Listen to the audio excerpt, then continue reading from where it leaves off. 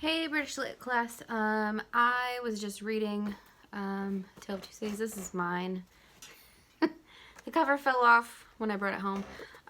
So anyway, I was reading chapters 1 and 2, and I think I might just do a little video after every 2 chapters just to kind of help you guys understand what's going on. I am not going to say everything. I'm going to skip quite a bit. I'm just going to kind of go through some little things that I want you to pay attention to. Now, first of all, the year is 1775. It is really important for you to pay attention to that because it is super important in the story. Another thing, it's called A Tale of Two Cities. So obviously he's talking about 2 cities. Hopefully you caught that the 2 cities are in England and France. Obviously it's, well, not obviously, but it's actually going to be Paris and London. And so chapter 1 is just kind of him talking about the situation in each city or country, I guess I should say. And so just so you guys know, in England, this is right before the American Revolution. I mean, the American Revolution is kind of really starting at this point. Things are heating up. I mean, there's not a whole lot. It just kind of talks about conditions in England. People always said that, like, France was way worse. England is not much better. I would say both countries have kings that are all about excess parties and just kind of a little over the top and want ultimate control. In France, it talks quite a bit about like unrightful punishments for people.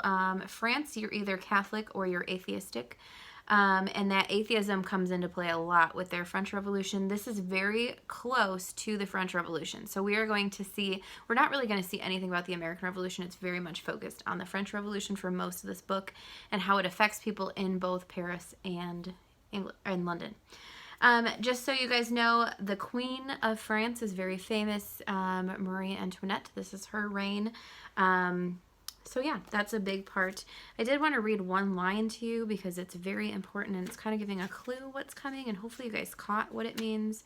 And so what it says here is it says, it's likely enough that rooted in the woods of France and Norway there were growing trees when that sufferer was put to death, already marked by the woodman fate, to come down and be sawn into boards to make a certain, this is the important part, make a certain movable framework with a sack and a knife in it.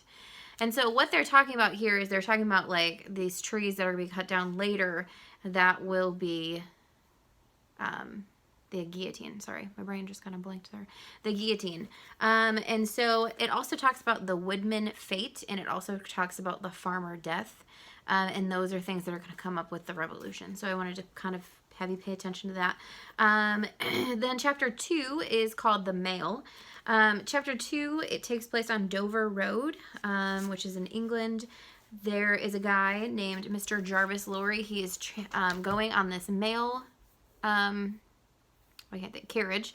And I know some of you were asked on the discussion board, which don't forget to log in and post your thoughts and questions.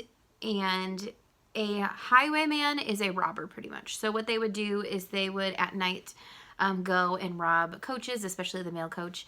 And so everyone in this mail coach is very nervous because of the highwayman. There are 3 guys that are traveling in the back of the coach, and it's kind of like nobody can trust anybody. Even the people riding and the passengers do not trust the guy driving it. They just don't know. They just feel like they can't trust anybody. And so they're walking. I know this part's kind of weird. They're walking along the coach, I think, to help it up the hill because they were behind. And all of a sudden they hear horse hooves, and that is a man named Jerry. Now, Jerry works for Mr. Jarvis Lorry, who is one of the passengers from Tellson's Bank, and he has an important message. And of course, everybody's nervous because this guy shows up riding his horse. And so everybody is nervous as to why he would show up. And there's a note, and it says, wait at Dover, and it says M-A-M apostrophe S-E-L-L-E. That is Mademoiselle. And then he answers back, and I'm not going to tell you what the answer back is because I want you to read it. So that's kind of chapters 1 and 2. I know there might be a little bit of confusion in chapter 1, but this is kind of what I want to tell you. There are some things that you're not going to get. I don't understand all of it, and it is because the author wrote for the time period. So we say things or we talk about certain things that like in 100 years nobody's going to like, what? So if you think about, I'm trying to think of something random. Okay, you guys just go with it. I'm not supporting her or sponsoring her or anything in this way, but like Cardi B, okay? Is anyone going to talk about her 100 years from now? Gosh, I hope not. And you know how she says like that okay thing, but it's like, I can't do it. Just, you know, the occur or whatever it is. People aren't going to know what that means in 100 years. So if there's an author right now writing, they might include something about Cardi B and her crazy way to say okay. And in 100 years, they're going to be like, what are they talking about? Same thing with Charles Dickens. He was writing about things going on in the time period, so you may not understand something small, and that's okay. You know, just focus on the big things, focus on as much as you can. And again, if you have questions, just ask me. There is one weird thing in there that I just wanted you to understand. Jails. Okay, they spell it Gaols. That is, I don't know why, an accepted British spelling of the word jails.